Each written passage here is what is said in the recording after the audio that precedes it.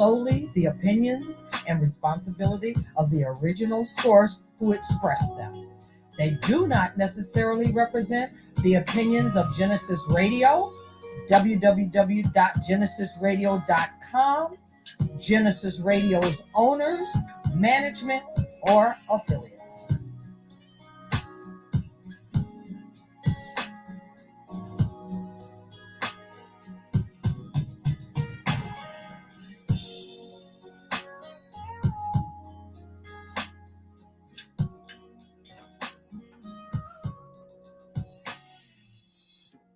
Yo, yo, yo. It's your boy, DJ Rudd, the most interesting DJ in the world. Yo, I'm here with my partners today. I got TP Square on my right. I got my brother, the Star Sharif, on the left. And we're here today because we're going to pick up. We had such a great show last time we turned on the mics about the message in our music. Look, we hear you in radio world. Y'all all said it need to be a part 2. So it's going to be a part 2, probably a part 3. But we're going to chop it up a little bit about that. We just came from an amazing event.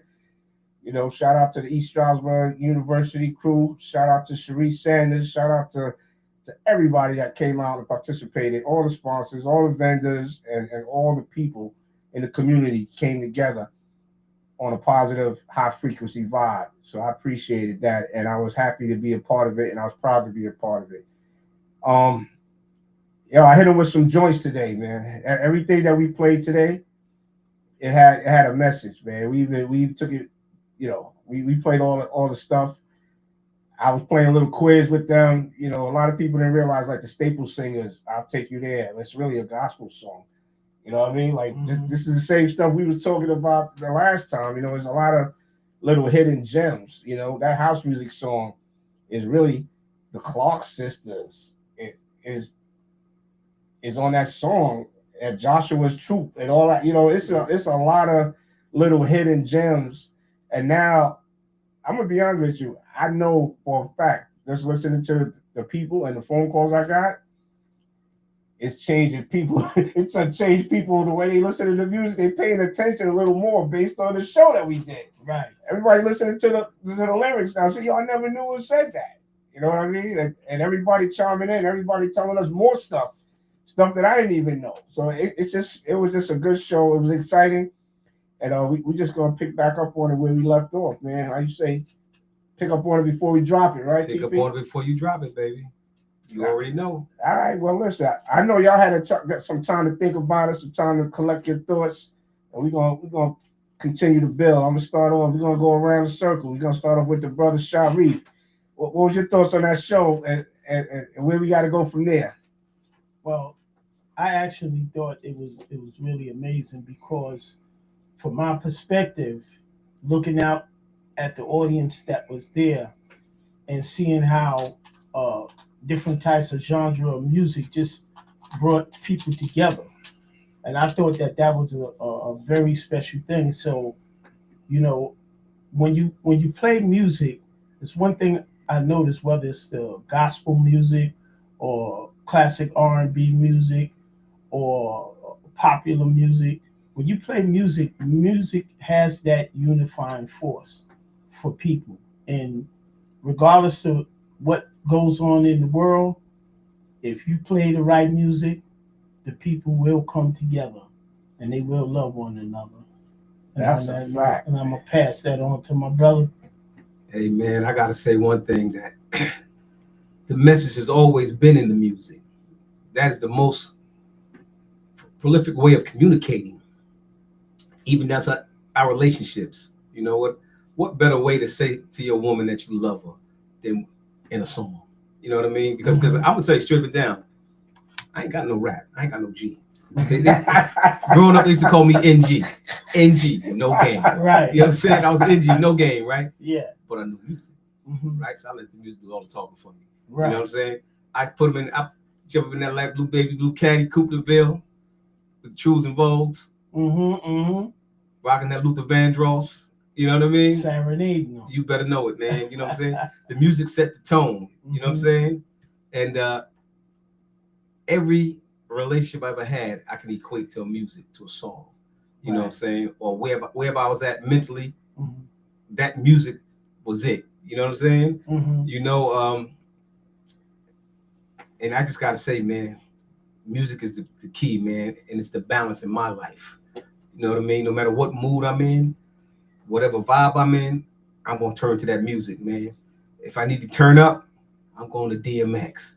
I'm going to Brand Nubian. Mhm. You know what I mean? I'm even going to Wu Tang. Mhm. Protect your neck. You know what I mean? Right. It all depends on what I'm in, but when I'm in my mellow season, you know, and I'm with Miss Wonderful, you know, I'm playing that smooth stuff, man. You know, Right. everybody say one thing about this dude here, he came through the hood blasting Luther Vandross. Mhm. You know what I mean? Well, everybody else was blasting LL Cool J. You know what I mean? Right. Talk about Mama Said Knock You Out. You know what I'm saying? Mhm. I was blasting Wait for Love. You know what I'm saying? Yes. Yes.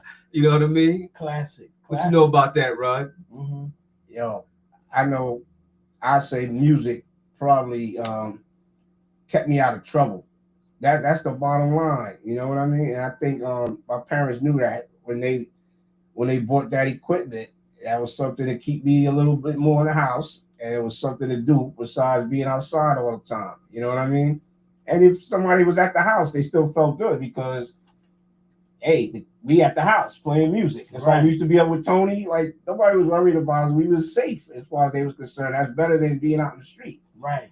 That's You know? a fact. But ain't none that we hung out, played music at the crib or whatever. It was like a safe place. It was something to do.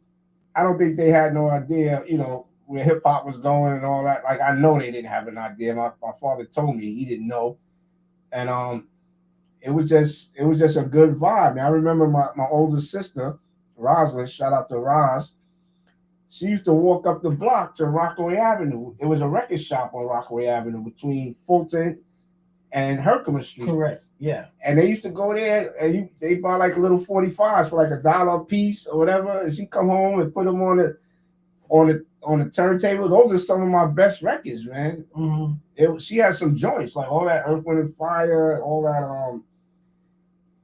I mean, she had the classics on a little 45. These little 45 the DJs are doing now. Yeah. I've been DJing on little 45s because I didn't have no choice. That was the cheaper way to get records. Hey, look, and that was my sister buying them. You used to take the 45 and put it on to a whack album that you didn't care for, and you would glue it to the album. You know what I mean? So now it was album size, but you're still playing the 45. You remember that, right? Yeah, I messed up a lot of joints. I messed up a lot of records because I didn't have 1200. I don't want y'all to think my father went and spent on 1200s.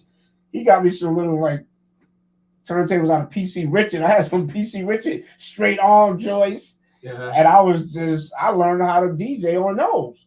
Then I ended up getting some other pioneers, the Technique B1s, the belt drives. I had the belt drives first. You didn't get the B210s first? I had the B210s, the belt drive. Yeah, not first. That was after my PC Richard joints. Okay. I don't even know what kind I had. I just know it was the PC Richard, and I had a Gemini mixer with the wood handles on the side. that became a classic now.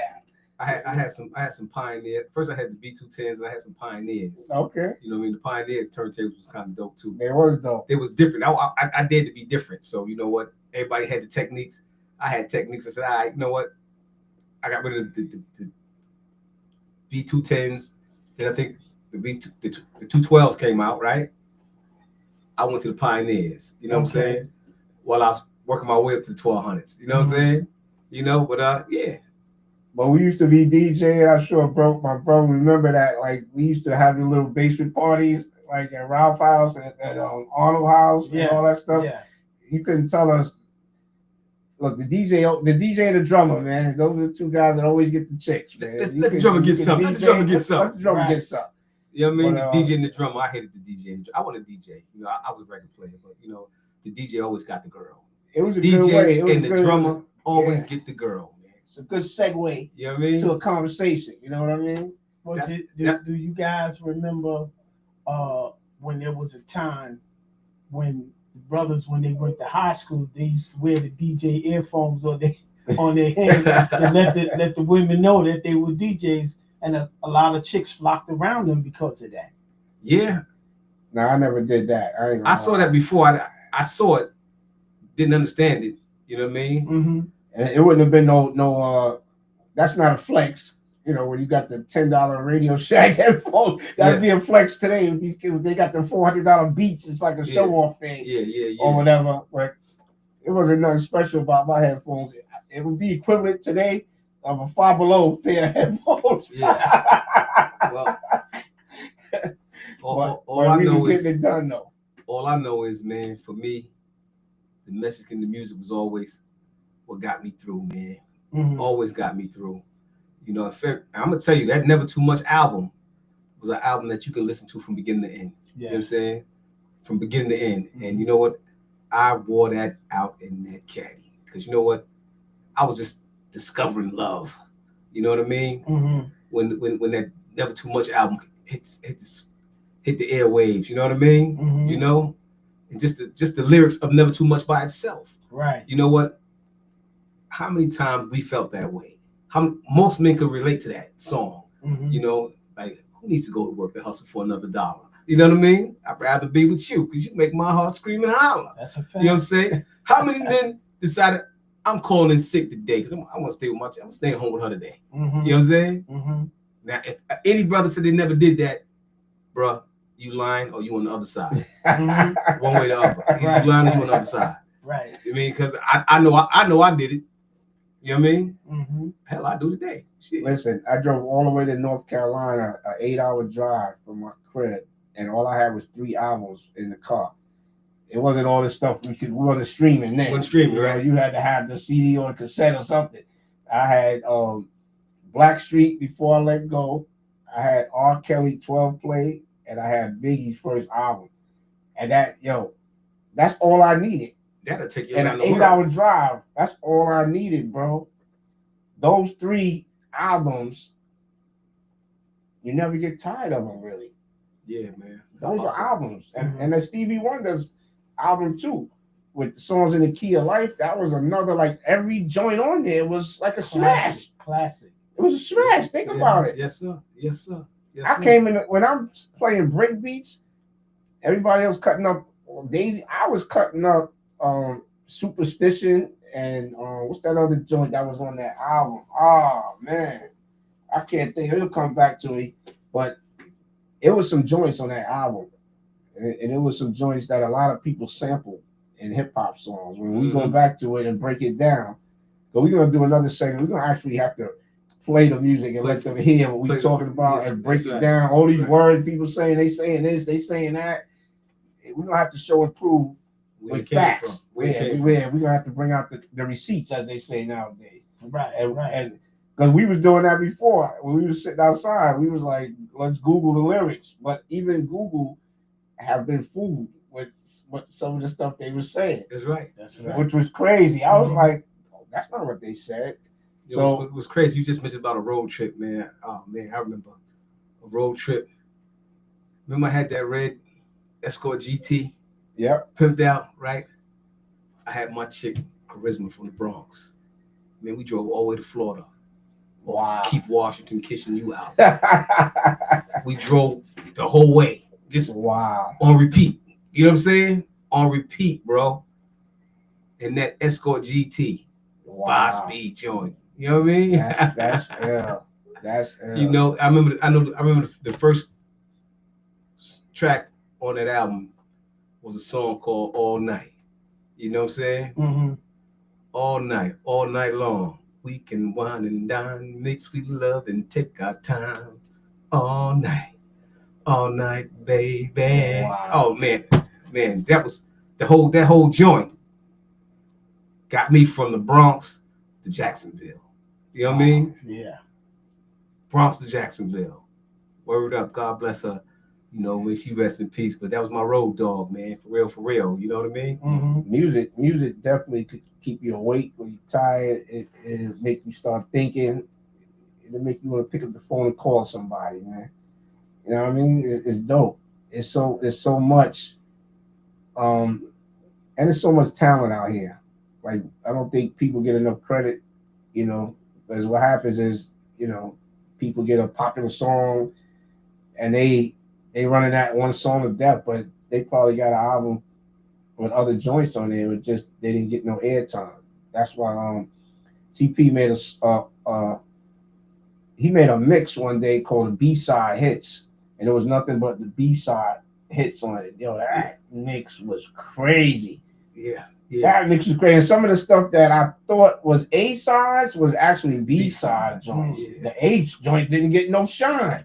Hey, look, think about it. Kenny Burke's "Rising to the Top." Mm-hmm. That was a B-side. That song was the B-side. That's crazy. Wow. That Yeah. "Rising to the Top" was the B-side. That Mhm. wasn't even the single that they put out for Kenny Right. Burke. That was the B-side. "Rise to the Top." It became a hit record.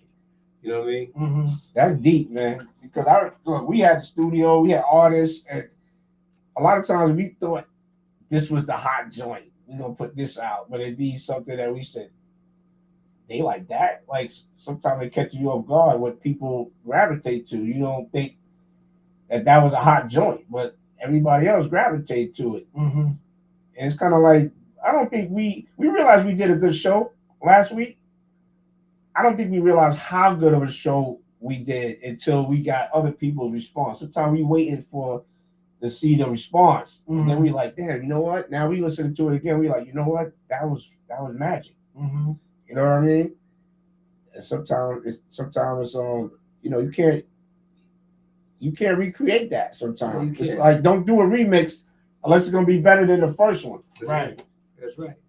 Well, So now we got to turn up now because this is our remix. This is part Look. 2. So now we got to turn up on this a little bit more. I, This got to be better than the first one. I got a question for Sharif. Sharif, man, Mm-hmm. tell me a song that reminds you of your childhood sweetheart. One of the songs that reminds me of my childhood sweetheart. Let's Get It On. Oh man. Marvin Gaye. Wow. Let's Get It On. Yes, sir. That's one of the most prolific and classic vocals that I've ever heard. And to hear Marvin Gaye sing that, it was just really amazing to me to hear this man sing a song like that. You know, I didn't know at the time that it was overly sexually content like that, you know. But that song, man, I used to listen to that song and it reminded me of one of my first girlfriends that I got together with. Yeah, man. Let's get it on. How about you, Rod? Yo, man. And when I grew up, I was kind of a late bloomer, man. I didn't have a whole bunch of girlfriends, man. I had a few crushes. You know what I mean? I didn't look. My first girlfriend was really. She told me that she was Sha Rock from the Bronx. I had a thing with the Bronx chicks at that time. I was like, the Bronx chicks are like hot. It was just something different about it. Bronx chicks has always been down to earth. So I mean, baby girl. She told me she's Sha Rock, and she actually played the song and recited all the Sha Rock's lyrics. And she sounded like she was really Sha Rock. I thought I was dating Sha Rock. I thought I was on the song. So it wasn't just love songs for me. I was in love with her because she was on some hip hop shit. I was like, yo, that's Sha Rock. Mm-hmm. Hey, yo, for me, that Luther Vandross, Don't You Know, that was my Ooh. joint. Oh, That was my That's joint. hard. Because That's guess hard. what? For your man NG, that was all the G I needed right there. right. That was right. all the G I needed right there. Mhm. You know what I'm saying? So just imagine, you know what that caddy sounded like, Rod. You know what it sounded like, right? And boom, Don't You Know, bang. Wow. All I had to do was just sit back, relax. We want to cruise and chill for a minute. You know what I mean? Mm-hmm. Cruise and chill. You know what I mean? Once we cruising and chilling, I'm gonna let the music do all the talking. I ain't gotta do nothing. Right. You know what I mean? I'm just ready for the ice cream and cake. You know what I'm saying? Mhm. After that, you know what I mean? Home run. You know what I mean? That's right. Hey, yo, true story. Those that's familiar with the Brooklyn, Queens area, I had a date. I didn't know where to go per se. I had a cigar, I had something to drink, and I had a nice thing with me in the car. Let's just leave it at that. No names. The girl with no name. Yeah, huh? the girl with no name, no face, no case. You know that type of stuff. Girl with no name. Yeah. So, but the moral to the story is, I had my music right, and I don't know if I was in the caddy. I think I was in my pop's 95. He had an Oldsmobile 95, That was also a big dog. It had like a 455 engine, it was a Mhm. gas guzzler. Mm-hmm. That's another reason why I couldn't go too far. You know what I mean? But I was just driving around from the Van Wyck to the Grand Central, back around the cross. I was just doing circles. Yes, that's I right. wasn't going nowhere. Hey, yo. I'm just riding the car. We smoking in the car. We just driving around. Hey, So we ain't going nowhere. Right. Hey, yo. That was one of the best dates that I had, bro. That was just let's cruise and chill. That was just That was cruising and chill. Cruising and chill. Yeah, yeah. Cruising And chilling, bro. You know, Mhm. you know my go-to spot was? I'm telling you what my go-to spot was. Oh gosh. I'm still in that Luther Vandross thing, right? Mhm. I'm still in that Luther, right? You know what I mean? That Better Love joint, that was a killer. I would go out to Far Rockaway where the bungalows was at. On those blocks up there, where it was where the old bungalows was at, it was all abandoned. Oh man, that was a honeycomb hideout right there, man. That was the sick bay for me, baby. Wow. I would pull my caddy up in that joint, spinning around. Man, shit. It was going down, baby. Yeah. The yeah. message in my music. Mhm. Oh man. You know, I had some joints. Far Rock, man. I had a lot of good Far Rock moments, man. A lot of good Far Rock is a gem. You know, a lot of people didn't feel comfortable out there, but I still don't feel comfortable out there. I mean, once you grew up in certain neighborhoods, Far Rock ain't the worst. You know what I mean? If you survived Brownsville or East New York, Mhm. you know, you knew how to move when you went somewhere else pretty much. Right. But they know you ain't from there. So Mhm. you just got to know where you at and know your surroundings. Don't come out there doing too much. And I think you'd be all right. But back on the subject, I have to say I give most of my music credit to my older siblings because they was the ones that was really playing the Earth, Wind, and Fires and all that stuff. Man, I felt, if I find this little 45 today, I would be cut. She gave me this song. She came home with this song. It was on some brown little 45, and the name of the song was "I Got So Much Trouble on My Mind." I don't know if you remember that. Dun, dun, dun, dun. It was type songs like that just for some reason the frequency was just intriguing me. Mm. It was like I got so much trouble in my mind, and even I bet you those lyrics, if I listen to them now, probably blow my mind. Blow your mind. It'll probably blow my mind, but it was stuff like Fence War on the little 45. Like that should have me zone. I was zoned. When I'm playing these songs, I don't hear nothing else going on around me. Like my mom used to get pissed at me at some point. She'd be like, "Yo, stop playing the same music. Like you switch. I be mixing. I keep mixing the same song. I be practicing for like hours on the same song. Right. Like, right. you looking at my pops like, maybe we should second guess this decision about buying these. Couldn't get them a set of drums and stuff. They was tired of hearing good times. They was tired of hearing good times and loving the message. That's right. I was playing the hell out of this, so I cut them until the vinyl was like, good. like yo, I think you need a new one. All right, fellas, let's take it this way. Your best Barry White song. Wow. My best Barry White song is I Got So Much Love to Give. I Got So Much Love. That was a good one. How about you, Rod? Oh man, when we met, don't. What's the name of that song? I forgot the name of that joint. You know what I'm talking about? Well, it had a wicked guitar in that joint. What's the name Out of that there song? on the floor. Yeah, that was my joint. Ecstasy. It's Ecstasy. Right, when you right, laid out right. next to me. That was my joint. That was Ecstasy, right. That was my joint. You know what was mine? Let the music play. Okay. You know why? I heard it one day. I was in a dark place, man. You know, she hurt my feelings and shit. You know what I mean? Mm-hmm. And then just, in the car, I had the best of Barry White in my CD changer, and I played that. I was looking for something else, but that came on. And then the talking part beginning, like, like, where your girl at, or whatever he said.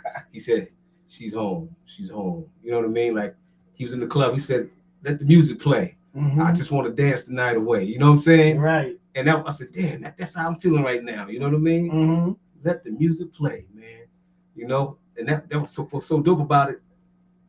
He was talking about how him and his lady had a little disagreement, little situation, and everybody was so used to seeing them together. They saw him at the spot. They said, "Where's she at?"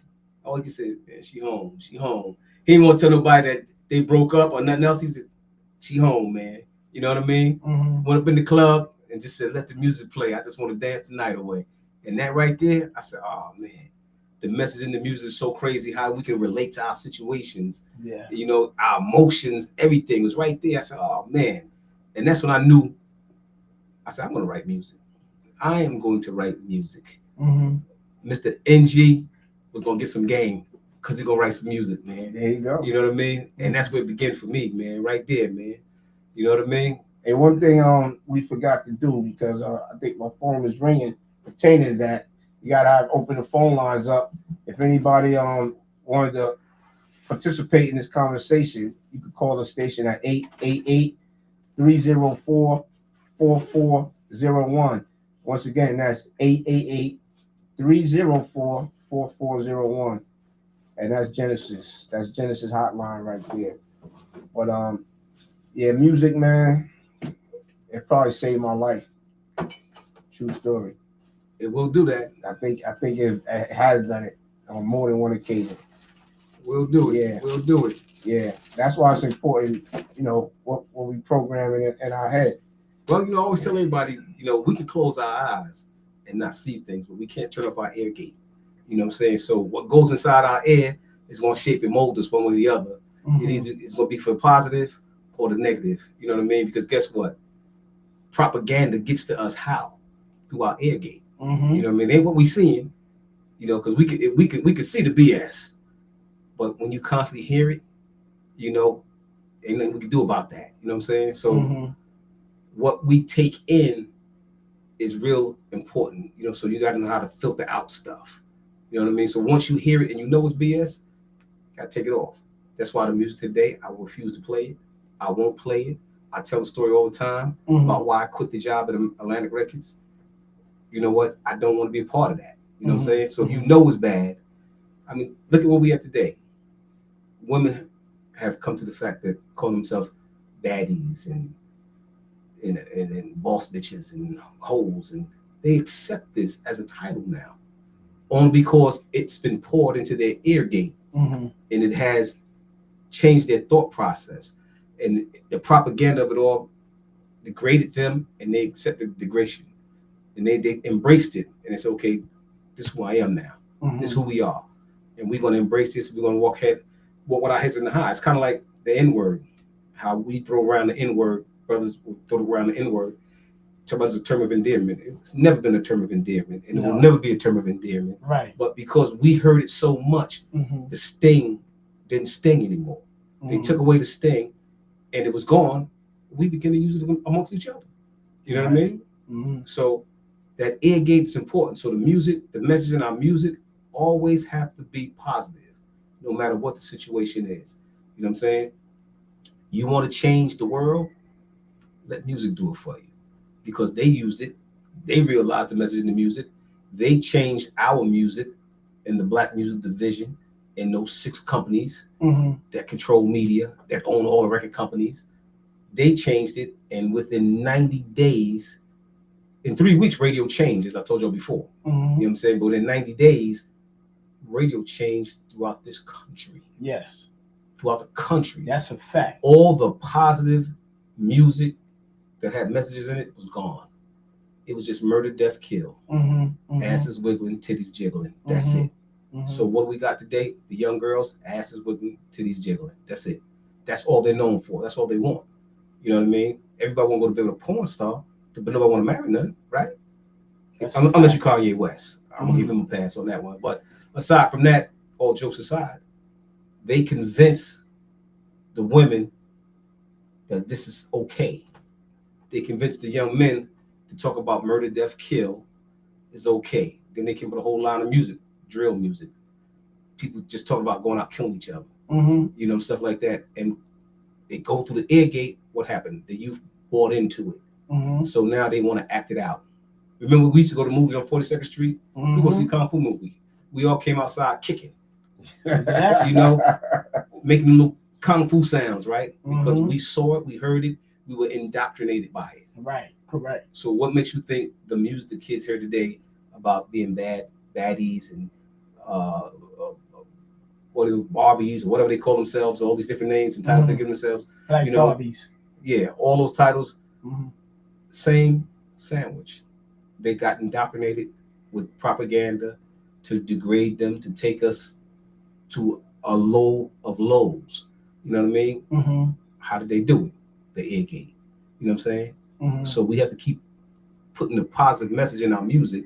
And I'm sending this out to every musician, songwriter, you know, uh, playwright, movie producer, movie writer. Stop casting us and telling us how to be bad people, how not to be positive people. Tell us how to be good people. Mm-hmm. Take us back to let's go back to those old Negro spirituals. You know what I'm saying? Let's start there. Mm-hmm. You know what I mean? Teach the youth that and let them see what's going on, and then they will understand the importance of a Juneteenth. You know, am I going too deep here? No. You know what I Nah, mean? actually, you ain't digging deep enough. Help me out here, man. Because Go on, you got the shovel, baby. we seen this today, right in front of our eyes. There was no point intended, but you said something deep, and what I'm hearing from it is kind of like you said how the N word. We got accustomed to this. We got accustomed to that, and we accepted these things, but they also took the shock value out of it. Like if you used to hear somebody got shot, it used to be like, oh my gosh. Mm-hmm. But now we hear it so much. It's not even the shock value. It's like we kind of like turn on the news expecting to see it or hear it. There's no shock value in somebody being shot anymore. Mm-hmm. It's like everybody has a gun. That's kind of the narrative. There's no shock value in that no more. It used to be a shocking thing. If you heard one of our people, but can you? that's the same thing they did with the music. Equate that to the murder, death, kill. I could equate it, and actually, like I said, today, everything I played at this event, I wasn't just playing music. Everything I played, you listen to what I played, if you rehash it in your mind, everything tied into what we were doing. But what I'm saying is what we saw in front of our face. Now, one of the artists said it right there. He said, hey, I was a single mom. This is my son. I'm proud of him. I did it by myself and all that stuff. But not having knowledge of stuff, there's nothing wrong with that. And I'm not taking no shine from nobody. You did that. And he seemed like he solid. But that's not the norm. You know what I mean? A lot of that stuff don't work out as well as that situation did. Luckily, that worked out. But a lot of maybe women are not strong enough to do it, or they maybe don't have a skill set to do it. But I seen it at work all the time. I worked with a lot of women that's making good money. And when they get to a certain level, sometimes the mentality is we don't need a man. And that's really what we doing in music now. Most of the hip hop artists that's buzzing right now are women. It ain't a bunch of male rappers no more. Look who we got on the A list. It's the Cardis, it's the Vegas, it's the Sexy Reds. Who really hot besides Kendrick on that level? Most of the top tier record sellers is women in the rap game. Well, let's put it this way. I mean, I'm not saying there's none. I'm just saying the majority of what we see. I just saw the awards last week. Yeah. What are we seeing? It's what we see, right? But what are we hearing? A lot of that really isn't equating to record sales. You know what I'm saying? But what's their dialogue? What are they talking about? Right. I know what you're talking about. So I'm saying that's part of the plan. They're not singing family reunion. It's part of the plan. See, they will reward you to continue to go down that path. Of course. Because the key thing is to corrupt the next generation. You know what I'm saying? See, we have short-term goals. You know what I mean? Mm-hmm. We get $2 above lunch money, we go buy a car. We go buy jewelry. We go buy the new Jordans, right?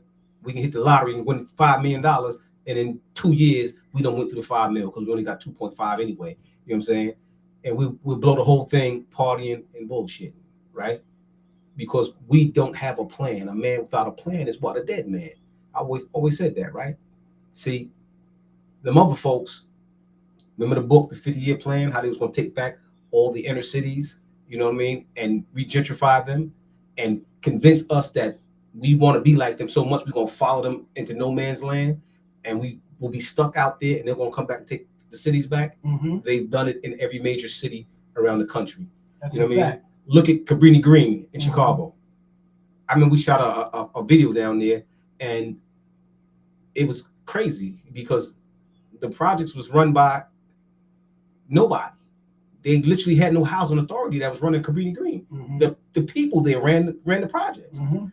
They allowed who moved in and who moved out. There was some buildings that had no apartments in it, no livable apartments in it that people lived in, and so on and so forth. So what I'm saying is, you know, we have to be the change.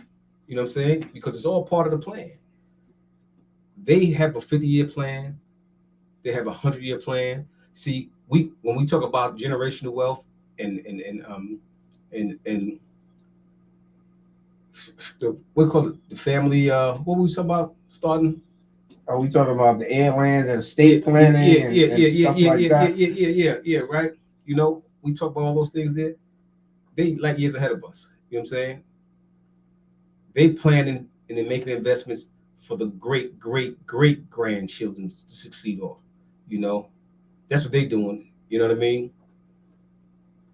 Our goals are short term today.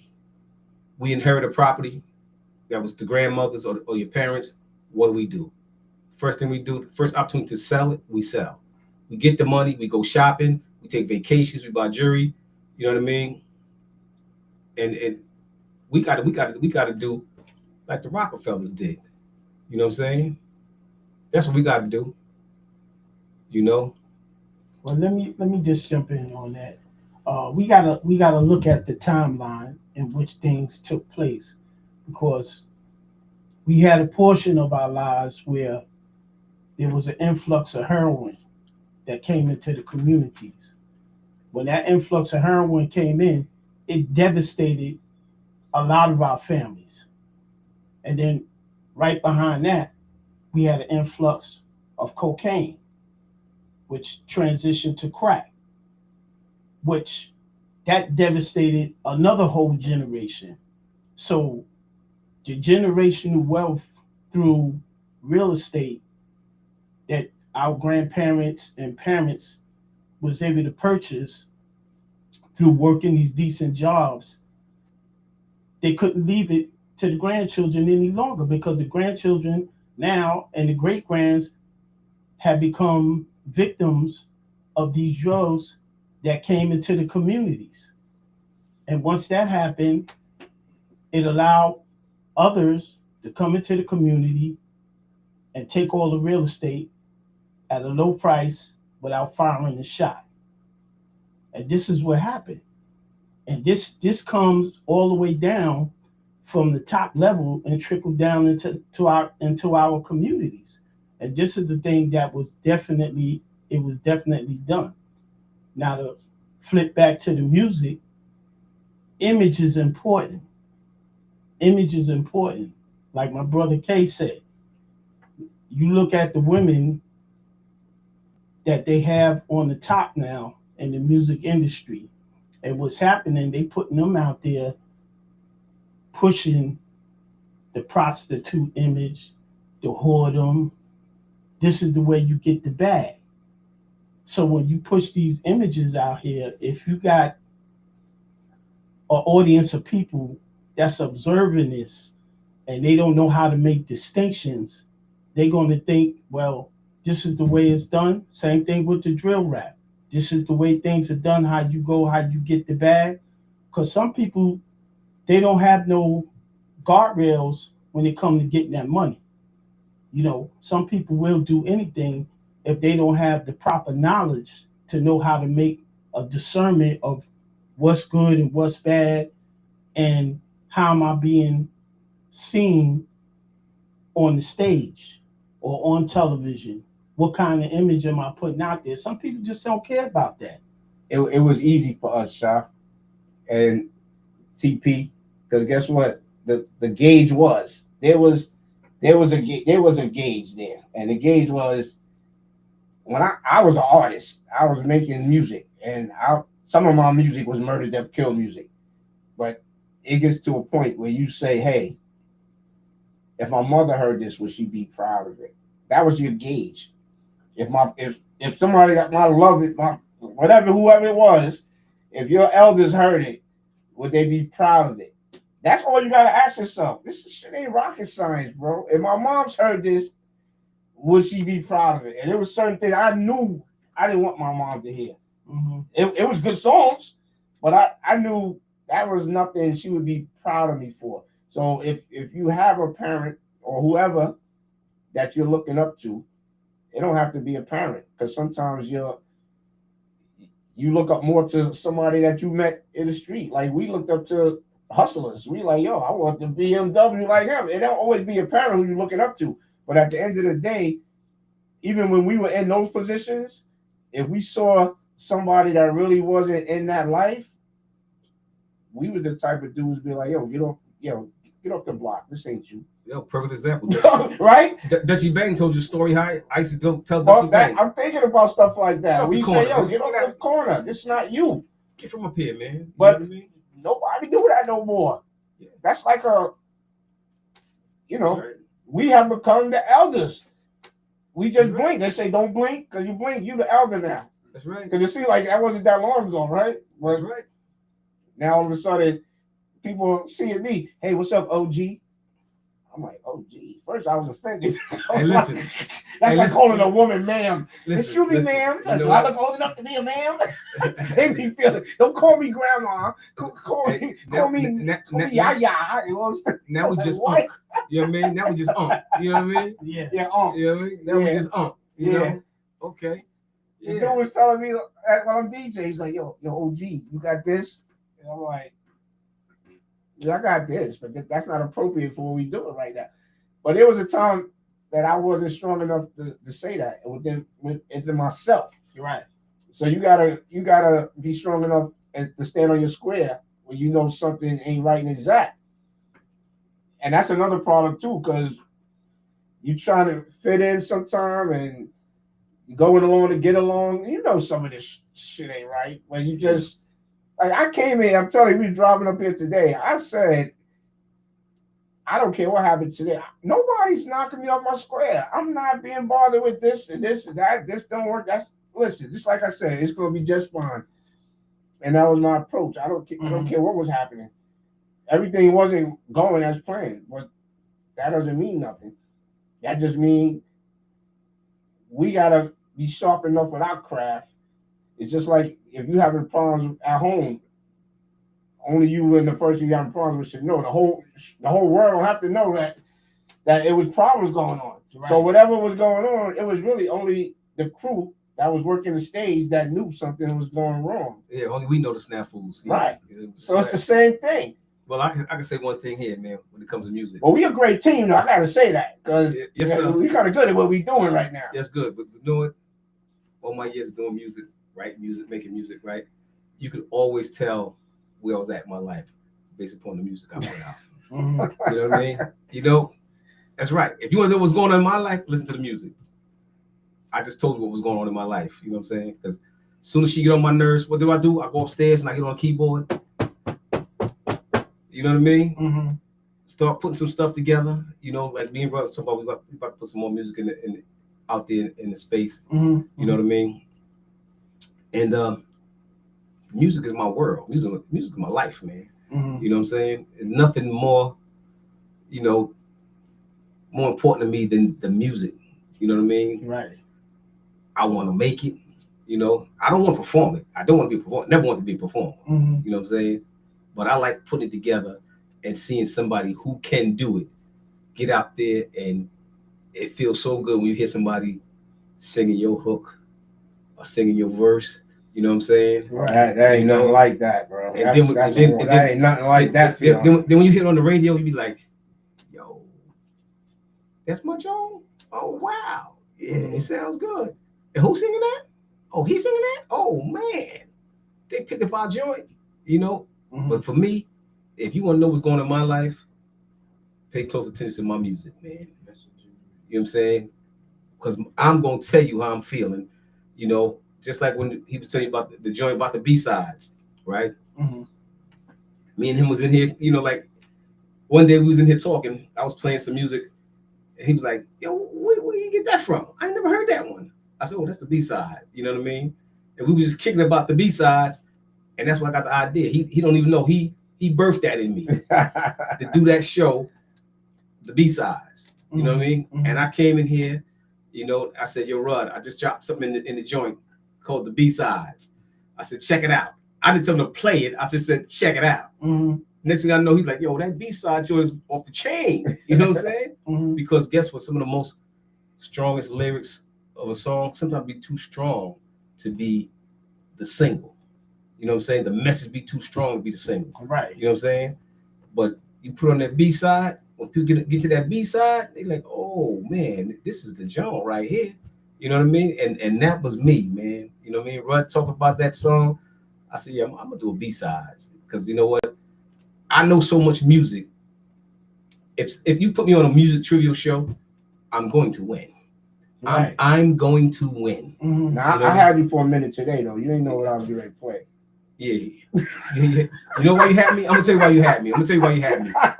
I'm taking too much of the wrong medicine. That's why. Yeah.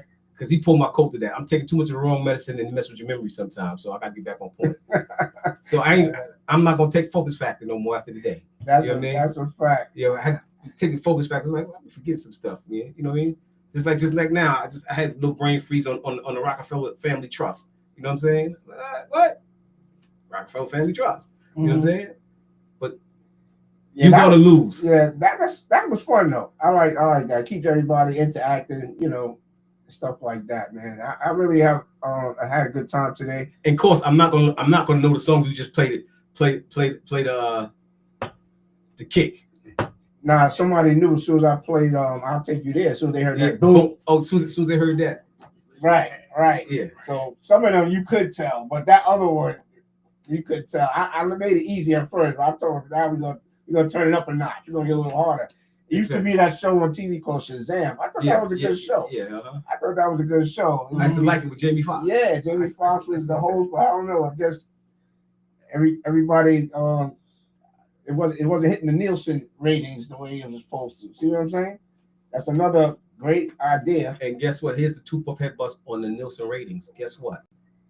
There's no real digital footprint for Nielsen ratings. You know what Nielsen ratings are? It's a survey that they send out in the mail with $2. You get this envelope in the mail, and they literally send you $2. They used to send you $1. You get $2, 2 green dollar bills in an envelope. It looked like junk mail. If you open it up, you'll see $2 in there, and it's the Nielsen ratings. And you just fill it out and you put it back in the mail. That's how they tally the Nielsen ratings. That's crazy. I mean? You just enlighten a lot of people. It's a sample. It's a sample. That's why I tell everybody, open up your junk mail, open it up, throw it out, and you might have a couple dollars in there. You know what I'm saying? Because that's what the Nielsen ratings are. That's how they get it. It's just a test market sample. Just like how they say what if Donald Trump is 45% approval or 55% disapproval, whatever.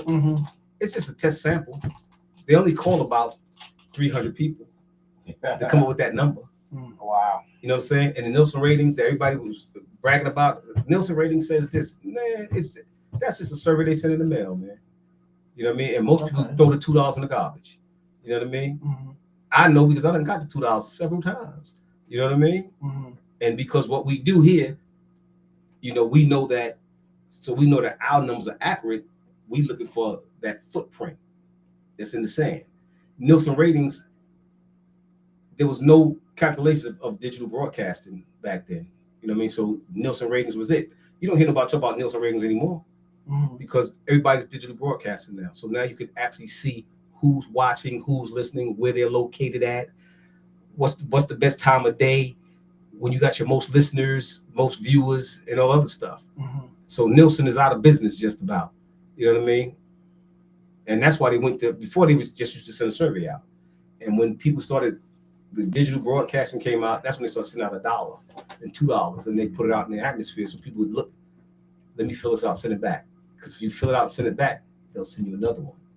So if you want to come to them $2, every now and then you'll respond, and they know it came from you, they're gonna send you another $2. Do it again. Okay. You know what I mean? That's how they do ratings. You know what I mean? So again, we have to protect our ear gate. We have to stay on top of our game. We have to build family trust and stuff like that, you know, for generational wealth. We have to think past go. We can't stop. We just can't think about what we're doing for the weekend. We can't just be planning for a holiday. You know, we have to plan for generations. You know what I mean? We have to have life insurance. You know, you have insurance on your phone, but don't have life insurance. You know, you make sure your car insurance is good so you can ride around, but you got no life insurance. Somebody in the family passed away. Now you want to GoFundMe. Now y'all begging.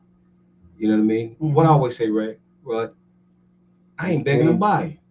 We ain't begging, we buying. You know what I'm saying? And we have to be prepared for the opportunity, man. And right now it's time for us to be a part of the change, especially with the message and the music. Here at Genesis Radio, we don't play that mess. If the message ain't right, we ain't playing it. If you talk about murder, death, kill, if we ain't doing it. Now, if you got a clean version where you clean that up, right, and the message can be different, you might get a chance. But in the reality, we probably ain't gonna play that either. You know what I mean? I want the brothers and sisters to be in love one another. So I play more love music than anything else. Get back in touch with each other, be in love with one another, you know, embrace one another. You know, you my brother, you know, you my sister, you know. That's where we at over here at Genesis Radio, in spite of what people might think. You know what I mean? Sometimes you got to peel the skin back, peel the levels back to see what's really going on. You know what I mean? Because we are in the best position that we can ever be in, because we are the commandant here. We don't have to answer to anybody. You know what I mean? We don't have to answer anybody. So nobody can dictate to us what to say, when to say it, what to play. They can't tell us, here's your top 40. That's all you can play. And in that top 40, everything is murder, death, kill. Telling the sister to be promiscuous and all kinds of stuff like that. Well, that ain't our top 40. You know what I mean? So we ain't playing that. You take your top 40, because that ain't our top 40. And guess what? When people discover Genesis Radio, 3 million people a month discover Genesis Radio, they said, you know what? We like what they do. We're gonna lock in to Genesis. You know what I mean? And it's been a journey, you know what I mean? From the day we started to where we at today, is because we staying true to who we are. We're not letting the industry norms change us, because there's more people out there like us than we realize. They don't want to hear that stuff either. So when they find some place where they don't gotta hear it, and they hear the shows that we put out, like we talk about the message in the music, and we talk about these things right here, just what they want to hear, they're gonna lock in with us. You know, because they say them brothers right there, they talking positivity. You know, they talking about building, not destroying. Because the industry said, we want you to talk about nothing but destroying your communities. Because remember, you know, it wasn't just the Cosby Show that did it. You know, you had a different world and everybody else. You had Public Enemy, the X-Clan, you had Brand New, you had Common, you had Most Def, you had everybody talking positivity.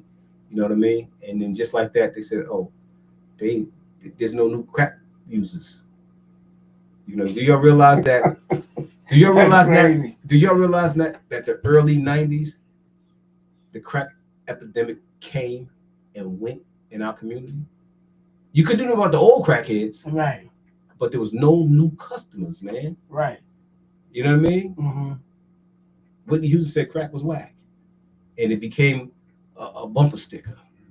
They painted it on the handball courts up in Harlem. Crack is whack. Right. You remember that? It was orange, right? You remember that, right? So in the early 90s, we wasn't murder, death, killing. You know, even the murder rate in the early 90s went down in New York City. There was less murders. Remember, it was always over 2,000, over 2,500 murders in New York City every year. You know, it was the early 90s when the numbers began to drop. The brothers wasn't going to jail for selling drugs. The young people wasn't smoking crack. You know, the murders was down.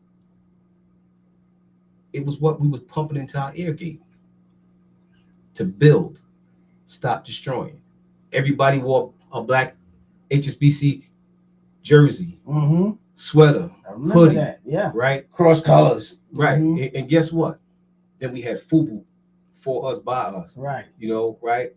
We had all these positive black things going on that affected their bottom line. Right. And we had more people enrolling in college, you know, graduating high school, enrolling in college, getting GEDs, going to college. When have you ever heard a HSBC have a waiting list? Go to community college, we got you next year. Mhm. After this graduating class go out, we're gonna have X amount of space. Never. That only happened in the early 90s. In the early 90s, that's when that happened. And they figured out a plan. What are these? What's going on here? Keep in mind, I'm gonna take you somewhere else right quick. I'm bumping my gums right now because you know when they get flown, they Juices get is flown, right? Yeah. How many people know where the steel drum came from? Everybody think that all the brothers and the sisters in the Caribbean, you know, they create this steel drum and it's they love it. You know, it's a Caribbean thing. Mhm. Yeah, it's a Caribbean thing, but it's only there because of the uprising in Trinidad and Tobago and that whole area down there. Mhm. You know what I'm saying? When the slaves revolted. It was a form of communication. That's right. The drum was the form of communication, it was through the music. Mhm. You know, how did all these plantations know revolt at the exact same day, exact same time where they took over those islands, Mhm. where they had to send reinforcements from Europe to come with guns to take over, to take the land back. Mhm. So when they figured out they were communicating through the drum, right? Mhm. They took the drum away from them. They wouldn't allow them to use the drum anymore. Right. They said, okay, we're gonna let y'all have your music, but they created the steel drum because the steel drum, the sound don't travel. But the bass, them ohms, Mhm. they travel. Right. So it didn't matter what tribe they came from, what language they spoke, Mhm. one thing was universal, the music. And when I tell my Caribbean brothers and sisters, that's why y'all got the steel drum in the Caribbean, they get upset because they don't know their own history. Mhm. You know what I'm saying? Mhm. You know, because if you don't know and somebody telling you, do your research. You know That's what I it. mean? And how many people don't know where that came from? It's a reason why there's a steel drum. Mhm. A reason. We got to stop them from communicating because there's always been a message in our music. And somebody thought back about that in the 90s and said, hold up, they communicate through this music. We let them do it all through the 60s and 70s, but they weren't making no waves because they was getting high, they was drinking. But now this new era, they want some other stuff. Mhm. You know, like I said, Public Enemy was dropping jewels, but they were so focused on the buffoonery of Flavor Flav that they was missing the message. Mhm. They was focused on the buffoonery. Yeah, that was genius. That look, man, that was right genius. there. If that was not the Dope Fiend Double Cross, because you know what, you know who made Public Enemy popular? It wasn't us. It was Public Enemy's first tour was a high school tour Mhm. in suburbia. Yeah. Little Predominantly all white crowd. little white boys and girls. Yeah. Because Flavor Flav, the minstrel. You know what I mean? Mhm. They want to see that. They want to see that. Yeah. Court You know what I mean? jester. Yeah. That's right. Mhm. They want to see that while Chuck D was blazing them. You know what I'm saying? Then he talked about fight the power. What is he talking about? Don't believe the hype. They were so into the music, they were singing the music. They made Public Enemy who Public Enemy became, and didn't even realize it. So our message entered their ear gate and changed their thought process. Mhm. You know what they should have been rebelling against, they was embracing. Right.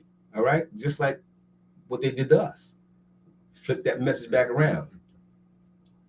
If you take away the positive stuff, only give us negative stuff, guess what? It's gonna start tasting good. You think black folk want to eat chitlins? No, they want to eat chitlins. Mhm. You know what I'm saying? They had to do that to survive. Another flip the script, right? Guess what? Black folks love lobster. They love crabs. They love seafood, right? They didn't start eating lobster till relatively the 20th century. You know, prior to that, crabs and lobster was food that slaves ate because they would pull them out of the water because they felt that the lobsters and the crabs was eating the fish that they chose to eat. So lobster became a delicacy in I think in France somewhere, you know, because they were like the slaves is eating this stuff. We want to kill it, so we get it out the water because it's eating the fish. And you know what? They gave it to the slaves. Slaves was eating lobster tails and crab legs long before it became a delicacy. Right. Just like the oxtail. You know what I mean? All that stuff. But you think we wanted to eat that stuff? We didn't have a choice, but we made it taste good. You know what I'm saying? We made it look good, made it feel good. Hell, we discovered fried chicken. They gave us rotten meat, stuff that was going bad. What did we do with it? We took the lard, the fat from the pig, and that oil, and we fried the bad chicken in that pork oil. What did it do? It killed the bacteria, and now it became edible. Everybody eating fried chicken now. You know what I mean? So you know what? Sometimes when I say you got to change your nouns, your people, places, and things, you got to do a lot to change the narrative of all the stuff that's being told to us, sold to us, you know, and laid out. They laying out the yellow brick road for us to lead us right off the cliff. We got to recognize it and have the brothers and sisters make a U-turn, man. You know, I know I'm bumping my gums, but go ahead. I said enough. Go on, Sharif. You got it. I think too, just to add on to that, I think too that we have to become more innovative, because the thing that I realize is that we have a lot of other ethnic groups that are creating these digital platforms and different things like that, and we're using them, and we don't really have a full understanding of how these things actually operate, when all of this stuff is really based off of the body. Everything that you see in here is based off of the body. So I think if we go into our creative genius and starting to become more innovative, we need to start, producing and building our own, structures in the digital realm like they're doing, so that we'll have control of that. Now, I don't know if it'll ever get to we having the control, because you got to go through the states, local states and all that stuff like that. But the thought is what counts, because as long as we stay on allowing other people to create these things for us, we're going to always be at a disadvantage.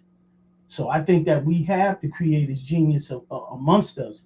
We just need to bring it together and everybody have that dialogue and see how we can do, because it should be no kind of way, even with the music, that somebody should be allowed to control how, what type of lyrics is being put out there, because they already know based on frequency. If you're a low vibrational individual, you're going to gravitate toward negativity.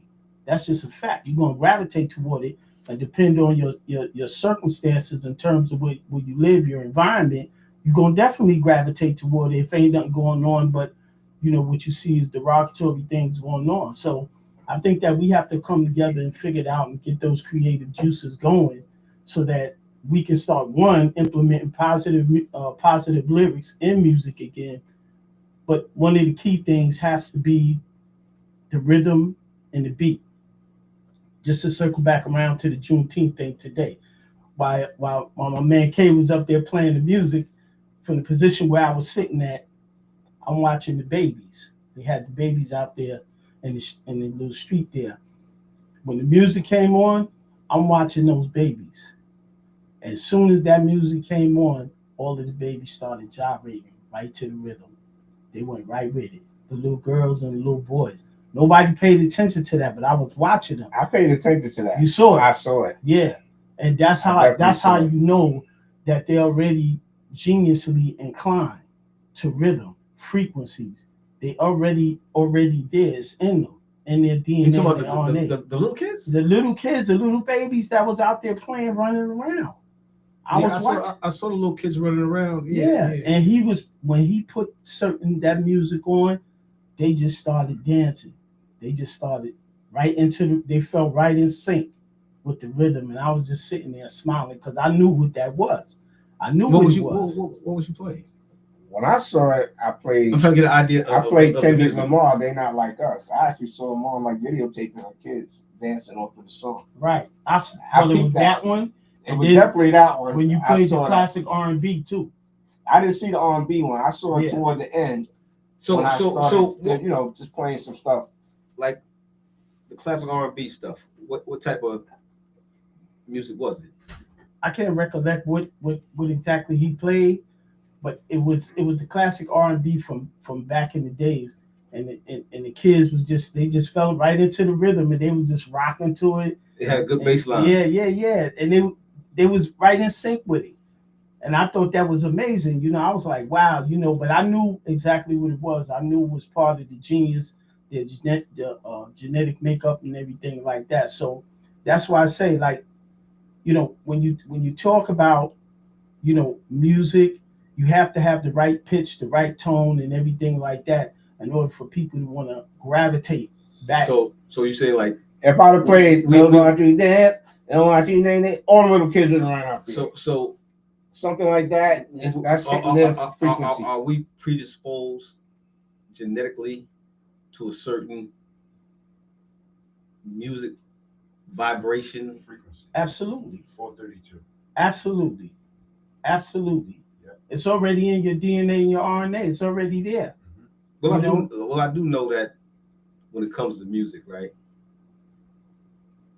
Like early today when we were setting up, he was playing my tune song, right? Mm-hmm.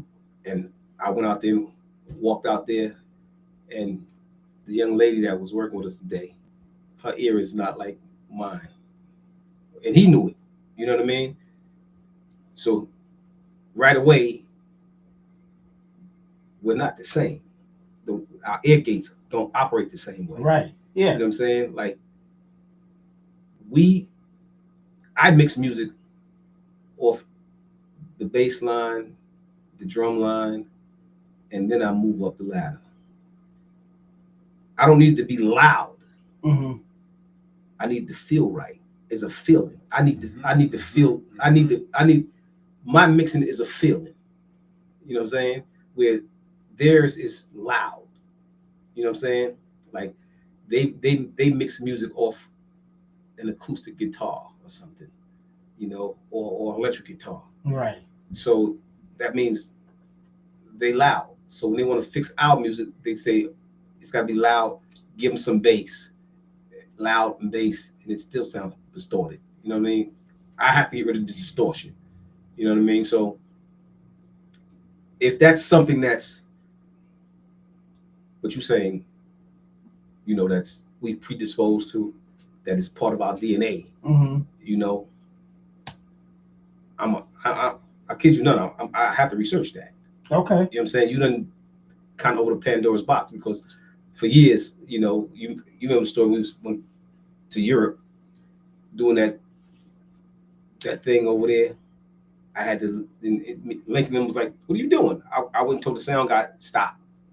I got it. These acts, I'm gonna mix their sound, because what y'all doing doesn't work. You know what I mean? And Link was like, yo, you cold with it. You just went over and took over. Mm-hmm. Yeah, I went over and took over because it didn't feel good to me. It didn't sound good, but the feel for me is more important than the sound, if that makes any sense to you. Mm-hmm. It makes sense, man. You know what's even crazier? And just on a lighter note, we could get accustomed to something. It don't take a long period of time. It could be 15, 20 minutes and you're accustomed to it. That's why when I DJ, I don't just start cranking. Because if I'm cranking, the crowd's ear is going to get used to hearing the music at that level. Now, you'll notice in the crowd, you'll see people, hey, they trying to talk over the music. Nobody's going to say turn it down, but they're adjusting. So now, what happens when it's really time to party? I don't have much headroom no more to crank up. So I get them accustomed to hearing the music at a low volume. All you heard today at the beginning, we can't hear it back there. We can't hear it back. That was intentional. So when it's time to crank, by the time I gave them the mic, they're like, oh, yeah, we can hear your mic over there. You notice all that, right?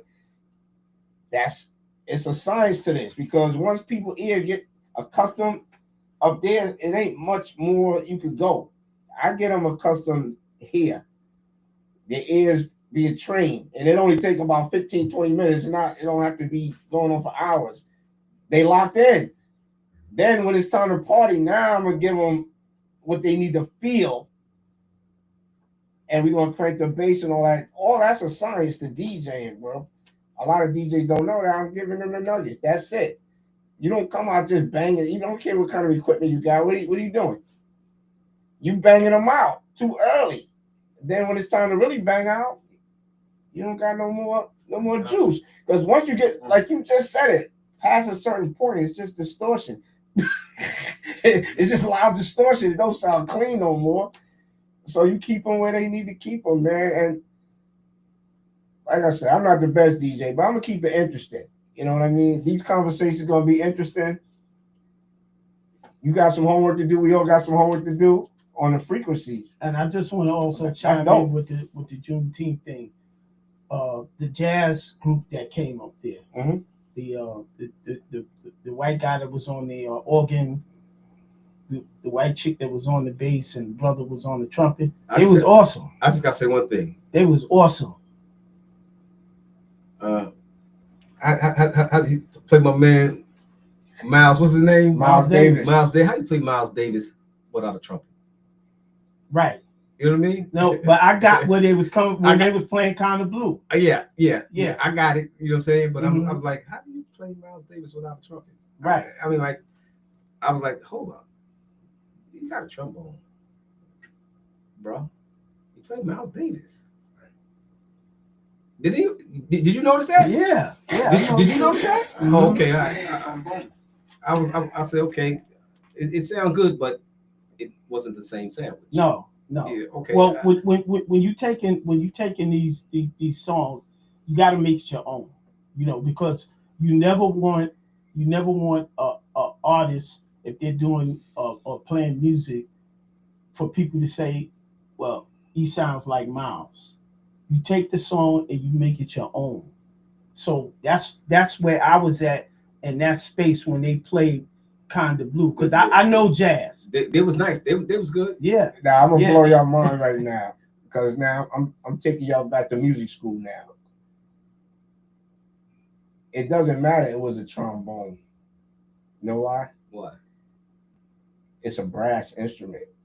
Anything brass, he could have accomplished the goal with it. Now he couldn't have did that with a clarinet, but a trumpet, a trombone, I could have did it with the French horn. I was nice with the French horn. I played all these brass instruments. Yeah, I thought about that when he was so playing. I could have did that with the French horn. Like any brass instrument, he could have pulled off on Miles Davis. True story, because it's all brass. If you could play a trombone, he could play the tuba also. When I played the French horn, I played the trumpet. It's the same vowels, the same notes. It's just a different instrument. It's giving you different tones. Yeah. I started playing different instruments because I got bored with the French horn, because all they were giving me was like classical music and concert music. I wanted to be in the jazz band and stuff. So I started playing the trumpet, but the French horn got me the scholarship, because you know what I realized? There's a million good trumpet players out here. Like, when they ask you what you want to play in a band, everybody goes for the popular instruments. Everybody want to play trumpet, sax, drums. You don't see too many guys want to play the flute and the clarinet. It's a male macho thing, I guess. But it's a pick. But the ones that master it, these are the ones that get the scholarships. Yeah. Because there's not a lot of good ones. And the most incredible thing I ever saw, and I saw this on Rikers Island. I hate to say, I saw this on Rikers Island. It's a musician named Noel Pointer that came to Rikers Island and played the violin for the inmates. Man, he did some stuff with the violin that I never even knew that a violin could do. And that's really what made me realize I could do anything with the French horn. The French horn ain't just a French horn. Like I said, I could have did with a Miles Davis thing with that. Is what you do with the instrument, because he was doing stuff with that violin, and this was in the late 80s. But what do we see now? You see white people playing hip hop. on the violin and all that. They wasn't doing that. No Pointer started all that. I saw that a long time ago in the late 80s on Rikers Island. Dude was in the rec yard and everybody was in shock what he was doing with the violin. I was like, yo, that's dope. I said, you know what? I got to get back on that French horn because I can do something. You can do anything if you master something. And that's why what you said, he pulled it off. That's why he was able to pull it off. Yeah. And not saying that's the only reason, but I'm just saying just the fact if you could play one brass instrument, but you could play the tuba, the trumpet, trombone. But you know, they got a valve trombone too. You don't have to do the slides no more. Yeah. When I had, we slide, but you can still play it. But you know, me being the music guy, right?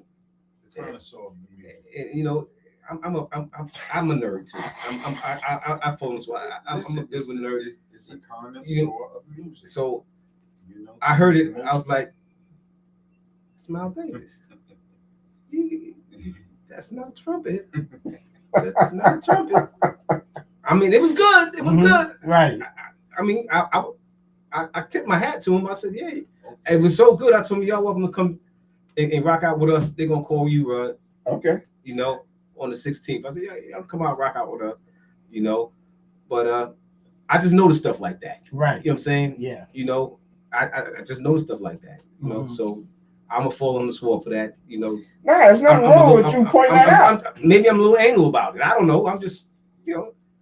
If you really just think about it, it makes sense though, right? I accept what you said. You know, what both of y'all said. I was like, okay, then I wasn't tripping.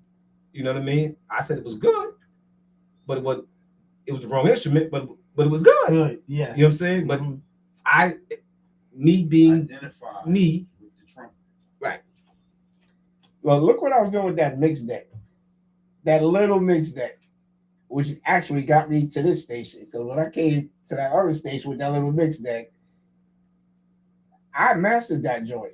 There's nothing that I couldn't do on that I could do on that new one I got. Actually, I think I can play better on the little one. Because when you got too many buttons and lights, and it's stuff on there. I had that thing for almost 10 years. There's still features on there I never used yet. Well, when you got on that Casio upstairs, you made a hit on the little Casio keyboard, right? Yeah, well, you know, keyboard's a keyboard. No, not really. Because look what they got. When we had ASR 10, we got keyboards that can sample and all that stuff now. Yeah. Well, so people can do some incredible stuff with the keyboard. The difference for me with a keyboard is if the keys are weighted or not. If it's 88 keys, you know, that's the difference to me. You know, so well, you're right. Yeah, but it's some stuff that you can do with some of these keyboards. I think there was the Casio. I think it was a Casio. I'm not sure. Don't quote me, but it wasn't nothing fancy. That's all I'm saying. That was Destiny's keyboard. It didn't have a lot of bells and whistles. Yeah, that was Destiny's keyboard that she had up there. They had set up there that day. Because remember that M1 keyboard? Yeah. Don't tell me that don't sound exactly like a saxophone. That M1 sax, you can't really tell it's not a real sax unless you really on your game. Because somebody know how to play that with that sax sound and that keyboard, it sounds just like a real sax. Well, the nerdy people like me, we listen for the breathing. But most people don't listen like that. Most people are doing what gotta listen either to the lyrics, so you know they're not really listening to that in detail. Again, you know, like when you're a musician, you're gonna pick up that, like, you know, the guy that's, you know, just partying, just feeling good with the music. He's not gonna know that that's a synth that's playing, as opposed to the real horn, you know. But I tell you what, people like Ed Rock, you wouldn't be able to tell, because see, they actually play instruments, so they're gonna make it sound how a real person would play it. So it'll be spaced out for the. It would be somebody could just play it and it would sound exactly like that. Okay. There's people out here that's crafty enough to do that. Okay. You know. It's I guarantee you, when we start studying this music, because we paid attention more than we ever did, watch. We play some music, but I haven't totally cleaned out the gutter yet. You know what I mean? I'm still in the brown paper bag sometimes. You know, I still got the chicken in the bag with the grease on the bottom. I still need the brown paper bag music sometimes. You know what I mean? Yeah. Because I don't know, it ain't on me, but it's in me. I still enjoy it sometimes. I ain't gonna front. Mm-hmm. You know what I mean? Sometimes, like you say, you listen to certain things. Like I'm playing the brown paper bag. That still get a rise out of me. Yeah, okay. You know what I mean? Right. Sometimes you gotta hear that brown paper bag. Me and him was listening to Biggie. I let him hear some Biggie stuff he didn't even ever heard before. And this Brooklyn all day. He was like, yo, I ain't never heard that. And Biggie was talking that stuff. And we was like, we was like, oh, this is crazy. So we still want to hear that sometimes. It's just it's a time and place for everything. You know what I mean? And just in my conclusion, I just want to say this. That era, that particular era when Bad Boy came out, because we were segueing from out of the conscious rap era, into the player era. Mm-hmm. You know, Puffy and them brought that player era into it, and Biggie with those lyrics. Because I remember, for all of y'all that remember the Palladium, I went to the Palladium and I seen him perform live, Notorious, and I was like, wow. But it wasn't something. Matter of fact, you was with me, King. I was getting ready to say, you was there. You know I was there. You was there. That's right. And I'm telling you, this guy, when he got on the stage, man, he just had the crowd in the palm of his hands, literally, with his lyrics. I said, this man is a god, musically, geniusly inclined. He had the whole crowd. You know, Palladium was a big place, and he had that crowd rocking and rolling. You know who else was like that? Who that? That damn R. Kelly. Oh yeah. Let me tell you, man. Yeah, he I never forget. Gerald Levert Private Line album had come out, and they went on a promotional tour. You know, the label sent them out on tour, and R. Kelly in Public Announcement was the opening act. I remember for that tour, right? And I'm there, and I'm like saying, I don't know who this guy is. I don't know about the other two dudes, but this dude right here, he's going to be a effing star. Because the way he worked that stage, the way he was into it from beginning to end. The other two guys, Public Announcement dudes, they didn't have the same vibe, the same energy that R. Kelly had. Right. You know what I mean? And I'm on the side of the stage, I don't know who this dude is. Sound like Aaron Hall, but he's gonna be a problem. He's a problem right now. Because that's when Guy was going through their little falling out, right, with Gene and them, and Gene took the album from them and gave it to Basic Black. Remember that group, Basic Black? I remember that. Basic Black came out sounding like Guy. You know what I'm saying? Gene took their album and gave it to Basic Black. That was supposed to be a Guy album. They gave it to Basic Black. Wow. And so in that lull, R. Kelly came in there singing that Honey Love. Sounded like Aaron Hall. Yep. Singing Aaron. And I was like, I don't know who this cat is.